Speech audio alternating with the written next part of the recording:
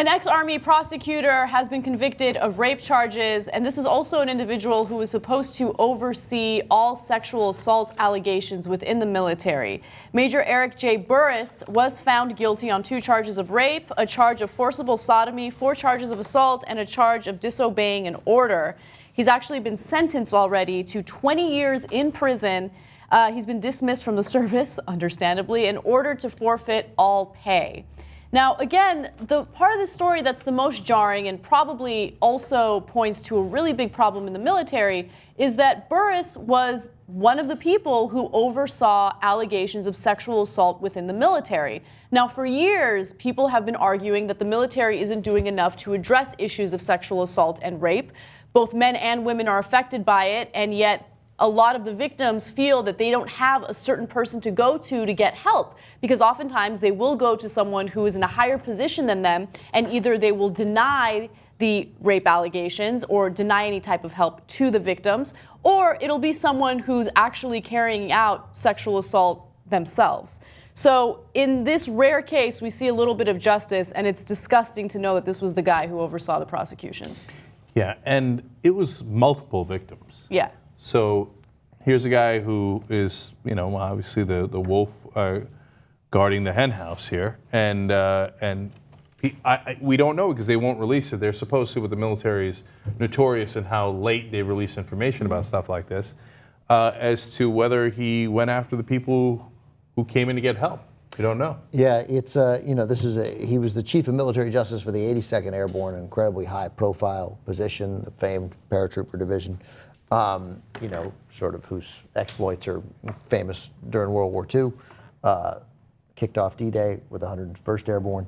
But it's just something is uncomfortable about a high-profile case. It happened. He was not tried at Guantanamo Bay. He was tried at the federal courthouse that's there on the base in North Carolina, but you can't go without prior approval. And eventually they'll release it, right? But we don't know what happened. I mean, he pled not. Look, there are multiple victims, and I'm buying no conspiracy here, but is it possible that he was leading some charge against prosecuting officers for sexual misconduct, and they framed him? That's a crazy thing to say. I don't believe it.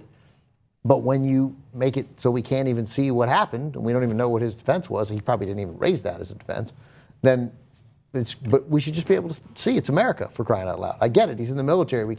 Maybe we can't have everything, but we got to have some basics here to be able to go look.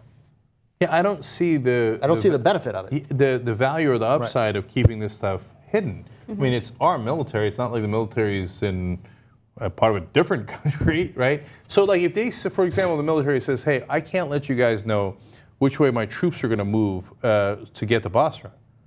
Yeah, everybody understands that. Of course, you should keep that secret, right? We're not knuckleheads. But if you already convicted the guy, you should let us know what he did, right? Yeah. Because it's you have to be accountable to us. It's our military.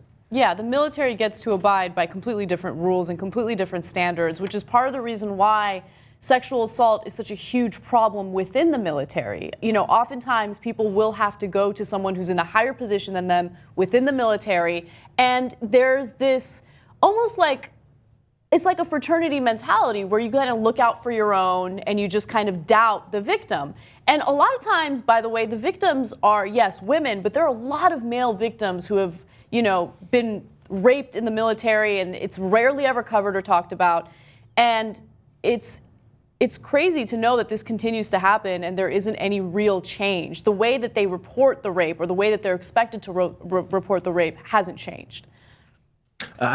We talked about last week as far as the sniper stuff and why we have a certain respect, which we should, for a lot of military people. And I think it's put in us, and also I think it applies to this, they want to keep it not because of this safety factor, but because they don't want people to not join, the people that would be willing to. They don't want this air of, oh man, bad things happen in the military, I'm not joining. Mm-hmm. They already have to worry about recruitment already enough. They don't want any negative tone to come to the general public that may think, oh, if I join, I can be respected no matter what I do. People are going to respect me when I walk through the airport with my uniform on. And, Yeah, and it's ironically the same thing why a lot of campuses don't report it as much as they should. Because then people won't come to Dartmouth. I just make up a random name there. People won't want to join the 82nd Airborne if they know that the guy who's supposed to be protecting them is actually raping them, right? But the thing is, all this stuff grows in the darkness, the bad stuff, the toxic stuff. And the way to cure it is the sunlight. It's not more darkness. As Bane would say, I was born in darkness. Sorry.